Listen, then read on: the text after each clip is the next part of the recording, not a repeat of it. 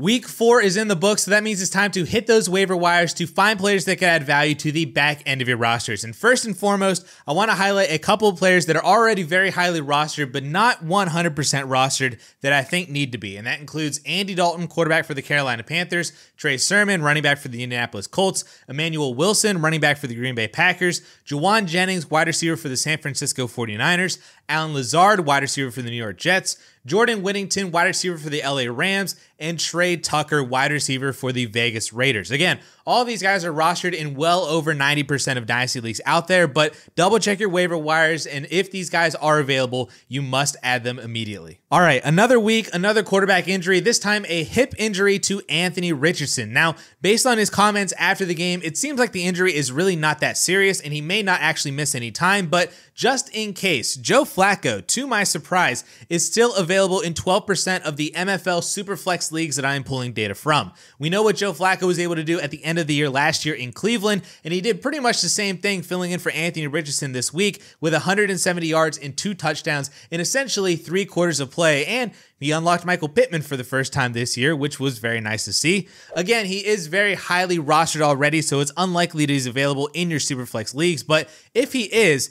a must-add just in case Anthony Richardson misses any time now or any point later in the season. Now, 2 weeks have gone by since Isaiah Pacheco was placed on injured reserve, with last week seeing Carson Steele being the lead guy, and now this week being Kareem Hunt as the leader after being activated off the practice squad just a few days ago. Personally, I am still of the opinion that none of these guys will be really all that reliable or even all that productive for fantasy football, which has been pretty much correct for 2 weeks, but Hunt is still available in nearly 15% of leagues, and for the most part, I think offers the most flexibility skill set wise for this offense. If he continues to lead the Chiefs backfield in touches, which he did total over 80 yards on 16 touches this week, he is well worth the roster spot. Now, another running back filling in for an injury this week was Jeremy McNichols, who I just learned this week was still in the league and on the Washington Commanders. Brian Robinson has been and continues to be the workhorse RB1 for Washington, and honestly the better B. Robinson running back for fantasy football, but McNichols played the Austin Eckler role to the tune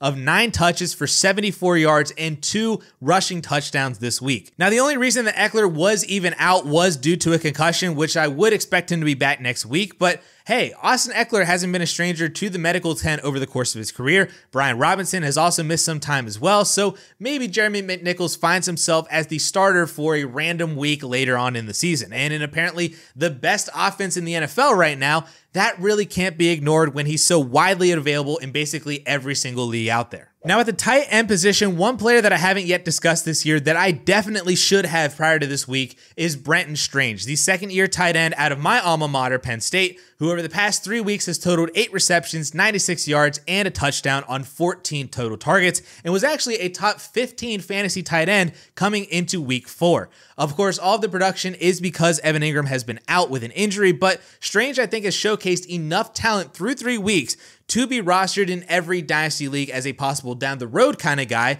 a la Dallas Goedert way back when, or maybe Isaiah Likely prior to this season. Evan Ingram does have 1 year left on his contract. He actually could be cut to save $6 million next year, and he does turn 31 next season. So Strange might be a very popular off-season stash name that you just got on waivers now in season in October. And then finally, I've been putting this off for last just because it makes me so sad and so angry simultaneously, but Rashee Rice is probably done for the year after Patrick Mahomes decided to friendly fire his teammate and just completely shatter his knee after an interception. It is probably the single worst play of Patrick Mahomes' career so far because the throw was awful, the tackle attempt was even worse, and I have so many Rashee Rice shares, and now all of them are dead for the year, which sucks because Rashee Rice was well on his way to a breakout sophomore season as a top 8 Dynasty wide receiver, and this run-on sentence is just me venting to all of you guys about my total frustration for the entire situation. Okay, to make things even worse, the receiving core behind Rashee Rice is, of course, Xavier Worthy and Travis Kelce, who are by far the biggest beneficiaries of Rice not being on the field, but after that, it is Justin Watson and the return of Sky Moore and Juju Smith-Schuster. Now, I can understand your hesitation to add any of these guys because none of them are really all that good, and none of them will even be remotely reliable to start in your lineups, but there's a massive void here. It is Patrick Mahomes and Andy Reid offense, so maybe someone separates themselves and becomes something that you can maybe start in a pinch due to injuries or bye weeks coming up in this season, or maybe you can just sell them for a future fourth or something like that. So if you have extra space, pinch your nose, close your eyes, and add any of these guys off the waiver wire.